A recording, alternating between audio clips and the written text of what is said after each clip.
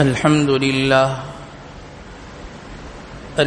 لله نحمده ونستعينه ونستغفره ونؤمن به ونتوكل عليه ونعوذ بالله من شرور أنفسنا ومن سيئات أعمالنا من يهده الله فلا مضل له ومن يضلله فلا هادي له ونشهد أن لا إله إلا الله وحده لا شريك له ونشهد أن سيدنا وشفيعنا وسندنا وحبيب ربنا ومولانا محمدا عبده ورسوله أما بعد فأعوذ بالله من الشيطان الرجيم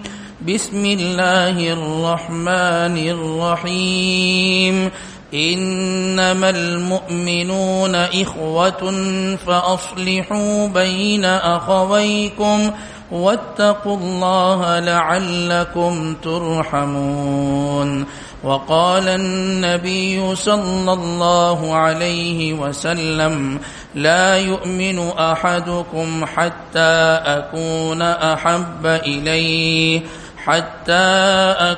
أحب إليه من والده وولده والناس أجمعين وقال النبي صلى الله عليه وسلم أحب الناس إلى الله أنفعهم للناس أو كما قال النبي صلى الله عليه وسلم يا رب صل وسلم دائما أبدا على حبيبك خير الخلق كلهم بارك الله لنا ولكم في القرآن العظيم ونفعنا وإياكم بالآيات والذكر الحكيم إنه تعالى جواد كريم قديم ملك بر رب رؤوف رحيم. انتہائی واجب الاحترام معزز سامعین گرامی، عزیز برادران اسلام، السلام علیکم ورحمۃ اللہ وبرکاتہ.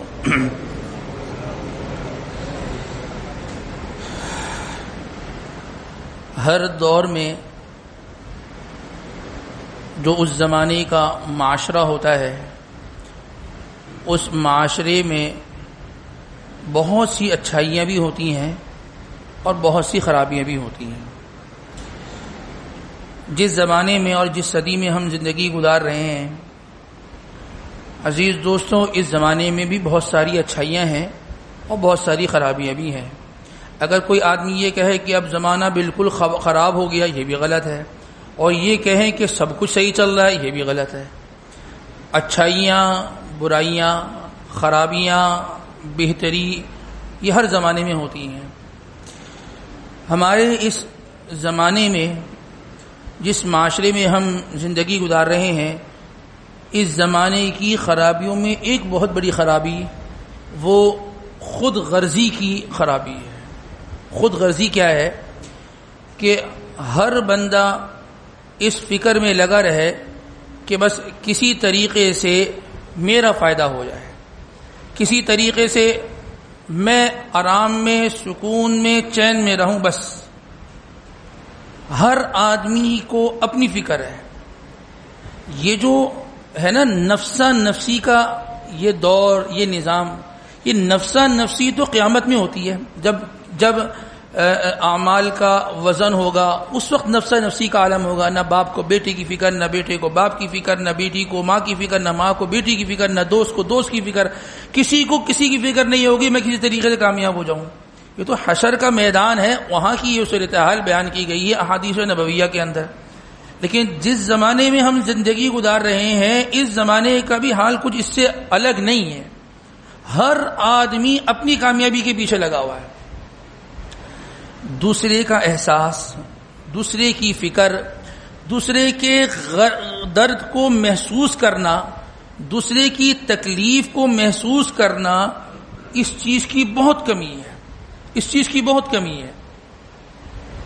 اور ایک عجیب بات یہ ہے کہ چلے کوئی خرابی ہو، اس خرابی میں کچھ وقت کے بعد کمی آ جائے، دن بدن اس خرابی میں اضافہ ہی ہوتا چلا جا رہا ہے، دن بدن اس چیز میں اضافہ ہی ہوتا چلا جا رہا ہے۔ یہ جو ایک کیفیت ہے نا، یہ جو ہمارا مزاج بنتا چلا جا رہا ہے، یہ کوئی فطری جو ہے وہ چیز نہیں ہے کہ ہماری فطرت میں یہ چیز داخل ہو۔ تھوڑا سا پیچھے چلے جاتے ہیں نا ہم، آج سے 20-25-30 سال پہلے، زیادہ نہیں 30-35 سال پہلے چلے جائیں، اگر کسی گلی کے اندر کسی گھر میں میت ہو جاتی تھی نا تو تمام محلے گلی والے کھڑے ہو جاتے تھے، بھائی خیریت، آپ آج کام پہ نہیں گئے؟ جی ہماری گلی میں انتقال ہو گیا۔ اچھا تو کیا ہوا؟ بھائی ان کے گھر کے کام کاج ہیں، ہم نے کرنے۔ ایسا ہے کسی محلے کے اندر کسی گھر میں کوئی پریشانی اور حادثہ ہو جاتا، اللہ نہ کرے، پوری گلی کھڑی ہو جاتی تھی، پوری گلی کھڑی ہو جاتی تھی کہ جی ہم کھڑے ہیں۔ کسی کی میت ہو گئی، اس کے گھر کا ان کے گھر کے مہمان ادھر بیٹھ رہے ہیں، یہ ان کے کھانے پینے کی ترتیب محلے کی طرف سے بن رہی ہے، دیگر کئی معاملات میں بھی کھڑا ہوتا ہے۔ کسی کے گھر میں شادی ہو جائے، کوئی مسئلے کی بات نہیں ہے، آپ کا گھر چھوٹا ہے، ہمارے گھر میں آپ کے مرد بیٹھ جائیں گے، خواتین وہاں، ایسا ہوتا تھا نا۔ کیا محبتیں تھیں، کیا بنا ہے گھر میں؟ یہ کڑھی بنی ہے، کیا ہے وہ پوری گلی میں تقسیم ہو رہی ہے، چلو اس کے گھر بھی لے جاؤ، اس کے گھر بھی لے جاؤ۔ ایک نظام تھا، ایک محبت تھی، ایک فکر تھی، ایک عام سا سالن بنتا تھا کہ جی فلاں کے گھر سے لے آؤ، تمہارے گھر میں کیا بنا ہے، ایسا ہوتا تھا نا۔ اور آج اس زمانے کے اندر کوئی کسی کو اپنا بخار دے دے، بخار بھی نہیں دینا بھائی، یہ بھی ہمارے گھر میں ہمارے پاس رہے، صحیح ہے، سکھ میں۔ یہ چیز دن بدن اضافہ ہوتا چلا جا رہا ہے۔ یہ ہماری فطری چیز نہیں تھی، یہ ہماری فطرت کا حصہ بنتی چلی جا رہی ہے، فطرت کا حصہ بنتی چلی جا رہی ہے۔ اور اگر کسی کو اس بارے میں سمجھائیں کہ جی آپ کی گلی کا بندہ ہے، آپ کے خاندان کا بندہ، آپ کا سگا بھائی ہے، بھائی وہ اس حالت میں ہے، اس معاملات میں ہے، تو اپنے دل کو تسلی دینے کے لیے اور سامنے والے کی زبان کو بند کر لینے کے لیے آدمی یہ جملہ کہہ دیتا ہے، اور اس جملے کو کہہ کر اپنے آپ کو مطمئن کرنے کی کوشش کرتا ہے کہ جی میں کسی کے پرسنل میٹر میں نہیں پڑتا، میں کسی کی ذاتی معاملات میں نہیں پڑتا۔ بھائی آپ ہمیں بتائیں، ذرا سوچیں کہ کسی آدمی کو بھوک میں دیکھا، کوئی بھوک سے بلک رہا ہے، پریشان ہے، اس کو کھانا کھلانا، اس کے پیٹ کو بھرنا کسی کے پرسنل میٹر میں پڑنا ہے؟ کوئی آدمی پیاس میں ہے، اس کی پیاس کو بجھانا یہ کسی کے ذاتی معاملات میں دخل اندازی کرنا ہے؟ کوئی آدمی مقروض ہے، قرضے میں ہے، اس کے حالات نہیں ہے کہ اپنا قرضہ اتارے، سب کو معلوم ہے، پورے خاندان کو معلوم ہے اس کا قرضہ کیسے اترے، یہ وہ خود فکر میں ہے، اس کا قرضہ اتار دینا یہ کیا کسی کے ذاتی معاملات میں دخل اندازی کرنا ہے؟ دخل اندازی کیا ہوتی ہے یہ بھی ہم جانتے ہیں، لیکن اس مدد کرنے کو دوسرے کے معاملے میں دخل اندازی سے تعبیر کر دینا صرف اپنے دل کو مطمئن کرنا ہے۔ ہم عرض کریں آپ سے ایک بات، لوگ شریعت تو حکم یہ کرتی ہے نا کہ جی اپنے خاندان والوں کو، جو اپنے قریبی رشتہ دار ہیں، ان کو صدقہ خیرات پہلے زکوٰۃ دو۔ ہمارے یہ لوگ نہیں دیتے، پتہ کیا کہتے ہیں اگر اس کو زکوٰۃ دے دی نا تو اس کو ایک اندازہ ہو جائے گا کہ یار اس کے پاس کتنا پیسہ ہے، سگے بھائی کو زکوٰۃ دی جا سکتی ہے، نہیں دیتے۔ کیا کہتے ہیں؟ نہیں، اس کو اندازہ ہو جائے گا کہ ہمارے پاس مال ہے تبھی تو ہم زکوٰۃ نکال رہے ہیں، ہم تبھی تو زکوٰۃ نکال رہے ہیں، نہیں بھائی کو نہیں دینی زکوٰۃ۔ کہاں کھڑے ہیں؟ دیکھیں، دو طریقے کے لوگ ہوتے ہیں، دو طریقے کے خود غرض لوگ ہوتے ہیں۔ ایک وہ ہوتا ہے کہ جو کہتا ہے کہ بھائی تم خوش رہو، تم غم میں رہو، تم تکلیف میں رہو، تم سکھ میں رہو، میں تمہیں نہیں جانتا، پڑوس میں کون رہتا ہے پتہ ہی نہیں ہے۔ تو ہمارے پھر بھی کچھ سوسائٹی میں ایک دوسرے سے سلام دعا ہے، بعض ایریے ایسے ہیں اس شہر کراچی کے کہ پڑوس میں انتقال ہو جائے، مہینے کے بعد پتہ چلتا ہے کہ جو آپ کے وہ نظر نہیں آ رہے، وہ تو بھائی مہینہ ہو انتقال ہو گیا، چلے گئے، تدفین بھی ہو گئی، سب کچھ ہو گیا۔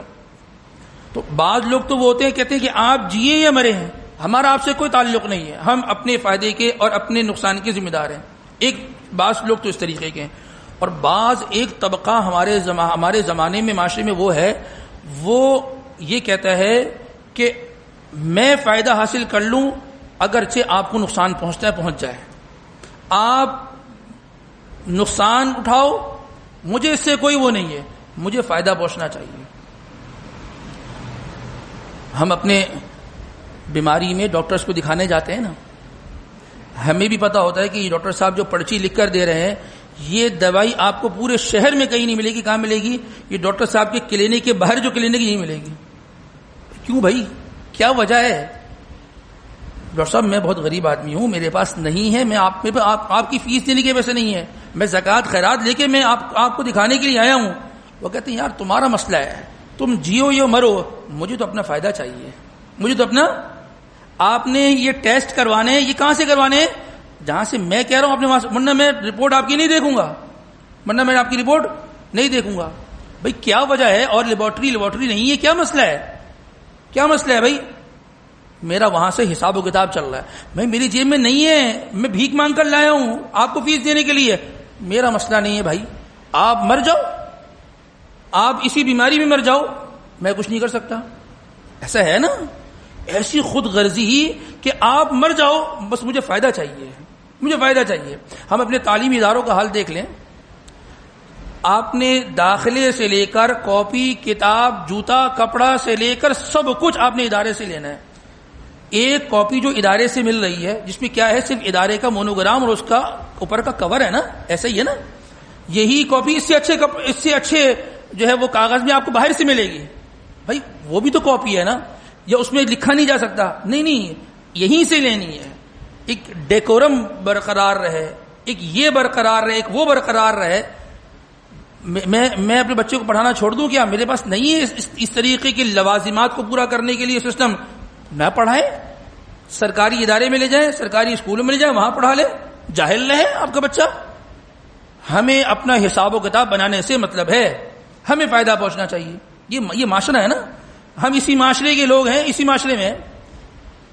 میں نے اپنی گاڑی صحیح کروانی ہے، میں کسی میکینک کے پاس چلا گیا، اس نے کہہ دیا یہ بھی خراب ہے، یہ بھی خراب ہے، یہ خراب ہے، اس سے لے لیں۔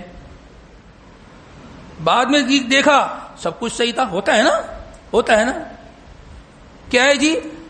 بھائی میں نے بڑی مشکل سے گاڑی لی ہے، بڑی مشکل سے سواری لی ہے، میرے پاس نہیں ہے اس حساب و کتاب کو پورا کرنے کے لیے۔ بھائی کچھ دیکھ لو، کچھ گزارا کر لو۔ نہیں بھائی گزارا نہیں ہو سکتا، یہ تو ضروری ہے آپ کے لیے لینا، حالانکہ کچھ بھی نہیں ہے۔ یہ پھر کہتے ہیں برکت نہیں ہو رہی، پھر کہتے ہیں اتنا کماتا ہوں پورا نہیں ہو پا رہا، آج یہ بیمار ہے کل وہ بیمار ہو گیا، آج گھر میں اس چیز کا نقصان ہو گیا، کل گھر میں اس چیز کی ضرورت پڑ گئی۔ ہمارے گھر میں اتنا پیسے آپ سوچ ہی سکتے ہیں، لیکن ہماری اولادیں ایک دوسرے کی شکلیں نہیں دیکھتی، تو اس کی کڑی دیکھیں کہاں سے جڑی ہوئی ہے، یہ معاملہ کہاں سے کنیکٹڈ ہے، یہ معاملہ کہاں سے جڑا ہوا ہے، یہ کہاں سے یہ چیز شروع ہو رہی ہے۔ ہم کسی کو تکلیف دے کر یہ سمجھیں کہ ہمیں فائدہ پہنچتا رہے، ہم سکھ میں رہیں۔ کوئی آدمی میری وجہ سے تکلیف میں آئے اور میں کہوں کہ مجھے نیند آرام سے مل جائے، آرام سے سکون مجھے مل جائے گھر کے اندر، ٹھیک ہے، سکون والی پہنچانے والی تمام چیزیں میرے پاس ہوں گی، لیکن سکون پھر بھی مجھے نہیں ملے گا۔ میں دوسرے کو نقصان پہنچا کے اپنے آپ کو فائدے میں رکھوں، ایسا نہیں ہو سکتا۔ اپنے لیے تو سب جی رہے ہوتے ہیں، اپنے لیے تو سب جی رہے ہوتے ہیں، اصل ہے کہ آدمی دوسرے کے لیے جیے، دوسرے کے لیے جیے۔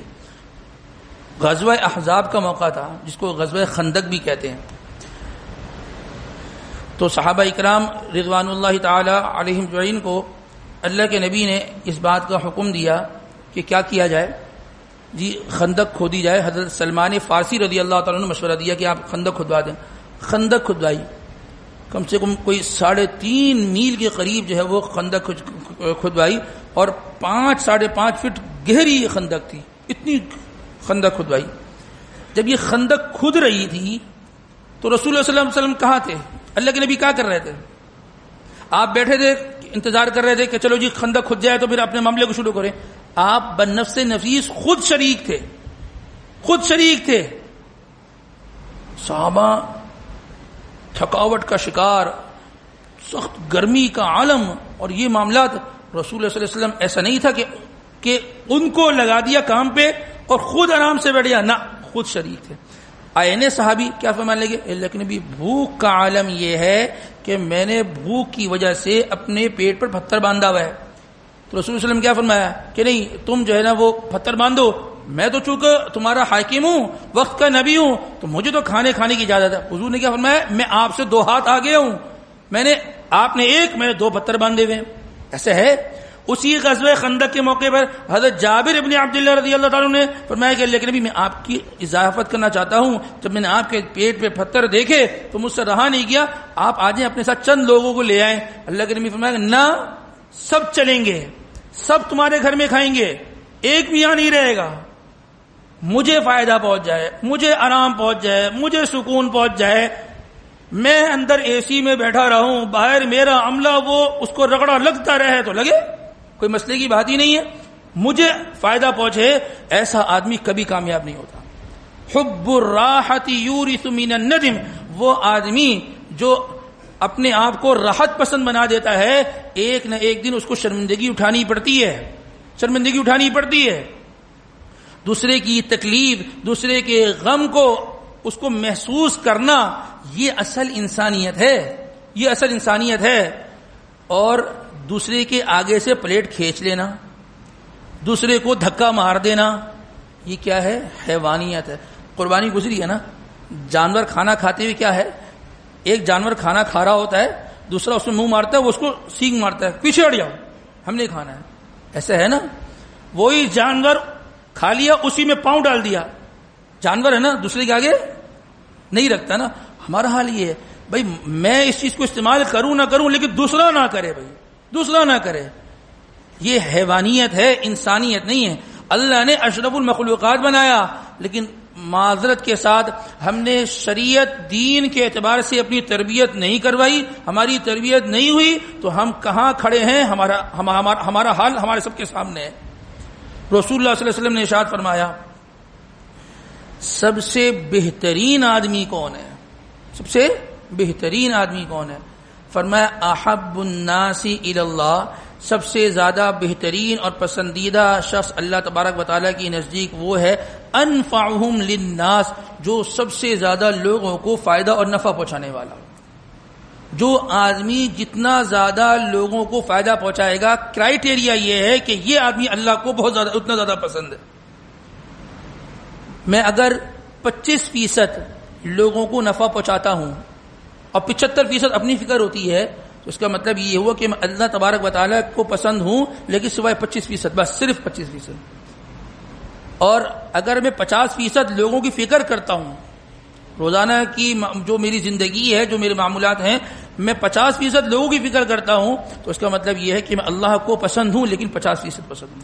اور جو آدمی خلق خدا میں لگا ہوا ہے، اس آدمی کا کام ہی یہ ہے کہ میں نے لوگوں کو نفع پہنچانا ہے، میری زندگی تو گزر ہی جائے گی. اور یاد رکھیں، جو آدمی دوسرے کے گھر کی فکر کرتا ہے، اللہ کبھی اس کے گھر کو بے یار و مددگار نہیں چھوڑتے. یہ اللہ کا نظام ہے. تو جو آدمی دوسروں کی فکر کرتا ہے اور 100% اس میں فکر میں لگا رہتا ہے کہ دوسروں کو فائدہ پہنچ جائے، میری زندگی تو گزر جائے گی، تو وہ 100% پھر اللہ اس سے محبت کرتے ہیں. اب اس کا ذرا دوسرا رخ بھی دیکھ لیں. وہ آدمی جو لوگوں کے نفع کا حریص نہ ہو، بلکہ لوگوں کی تکلیف کا فکر مند ہو، کہ لوگوں کو میں بجائے اس کے کیا کروں؟ فائدہ پہنچاؤں، میں لوگوں کو نقصان پہنچاؤں، لوگوں کو تکلیف پہنچاؤں، تو پھر اللہ تبارک و تعالیٰ کو وہ شخص پسند نہیں ہے. اللہ کو سب سے زیادہ پسندیدہ کون ہے؟ جو سب سے زیادہ لوگوں کو فائدہ پہنچائے، اور جو لوگوں کو بجائے اس کے فائدہ پہنچائے نقصان پہنچانے میں لگا رہے، وہ اللہ تبارک و تعالیٰ کو بالکل بھی پسند نہیں ہے. وہ بالکل بھی اللہ کو پسند نہیں ہے وہ آدمی کہ جو لوگوں کو، اللہ کی مخلوق کو تکلیف پہنچاتا ہو.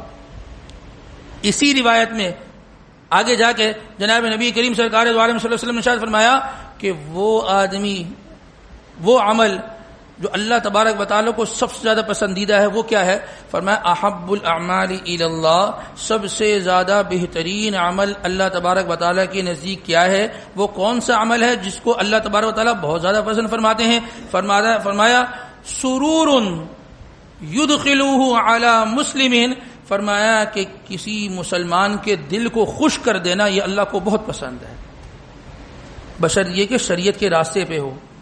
شریعت پہ کسی آدمی کا دل خوش ہوتا ہو فلم دیکھ کے، اب اس کو فلم لگا کے دے دی جائے کہ جی حضرت آپ دیکھیں اور آپ خوش ہوں، اللہ اللہ کو سب سے زیادہ بہترین عمل یہ لگے گا، وہ نہیں ہے بھائی، شریعت کے راستے میں ہے. ٹھیک ہے، ایک آدمی پر قرضہ ہے، وہ کہتا ہے جی میرے پر یہ قرضہ اتر جائے نا، میرے پر یہ قرضہ اتر جائے میں سکون میں آ جاؤں گا. اچھا جی ٹھیک ہے، آپ کا سکون ہو جائے گا، آپ خوش ہو جائیں گے. جی خوش ہو جاؤں گا میں. جی ہمارے گھر میں فلاں پرابلم چل رہی ہے، یہ ہو جائے نا دلی اطمینان ہو جائے گا. جی ہو جائے گا، آپ کا مسئلہ حل ہو جائے گا، آپ کا مسئلہ حل ہو جائے گا. لیکن ایک آدمی تو وہ ہوتا ہے کہ جو دوسرے کی مشکل کو حل کرنے کی صلاحیت رکھتا ہے. ٹھیک ہے نا، ایسے آدمی کو بڑھ چڑھ کر حصہ لینا چاہیے. ایک آدمی وہ ہے کہ جس کے اندر دوسرے کی مشکل، جس نے مشکل کو سنا ہے اس کو حل کرنے کی صلاحیت تو نہیں ہے، لیکن وہ لوگوں سے کہہ سن کر کچھ کروا سکتا ہے. میری جیب میں اتنا نہیں ہے کہ میں آپ کی مدد کروں، لیکن میں 2-4 کو کہہ کر کچھ وقت نکال کے آدھا گھنٹہ آپ کے لیے نکال لوں اور ادھر ادھر کہہ سن کے آپ کا کام بنا سکتا ہوں. تو اس آدمی کو بھی فرمایا وہ آدمی کہ جو دوسرے مسلمان کے لیے کچھ کوشش کر لیتا ہے، کچھ کوشش کر لیتا ہے، اس کا مسئلہ حل ہو جائے. اس کا مسئلہ، لوگ مسئلہ حل کرنے کے لیے تیار ہی نہیں ہے نا. میں نے کیا کرنا ہے، ایک فون اٹھا کے میں نے زبان ہی تو لانی ہے، نہیں کرتا، تیار ہی نہیں ہوں میں، ٹائم ہی نہیں میرے پاس، دوسرے کے لیے ٹائم ہی نہیں ہے. میں دوسروں کو کیا مسئلہ حل کرواؤں، میں تو مسئلہ کھڑا کروانے میں تیار کھڑا ہوتا ہوں. کہیں کوئی شر پھیلانا ہو نا، کہیں کوئی تیلی جلانی ہو نا، اس کے لیے تو میں آدھی رات کو تیار ہوں، اس کے لیے تو کال کیا میں خود پہنچ جاؤں گا. لیکن میری زبان ہل کر کسی کا مسئلہ حل ہو جائے اس کے لیے میں تیار نہیں ہوں. فرمایا کہ وہ آدمی کہ جو چند قدم صرف اس لیے چلا کہ اس بندے کا مسئلہ حل ہو جائے. رسول اللہ صلی اللہ علیہ وسلم نے ارشاد فرمایا کہ ایسا آدمی جو دوسرے آدمی کی مشکل کو حل کرنے کے لیے چند قدم چلتا ہے اس کو کتنا ثواب ملتا ہے. فرمایا کہ اس کو وہ آدمی جو میری اس مسجد نبوی کے اندر جو 30 دن اعتکاف کرے اور جو ثواب اس کو ملے، اس سے بھی زیادہ ثواب اس آدمی کو ملتا ہے جو کسی مسلمان کی مشکل کو حل کرنے کے لیے چند قدم چلتا ہے. اب مشکل حل ہو نہ ہو لیکن کوشش تو کی ہے نا، اس نے کوشش تو کی ہے نا.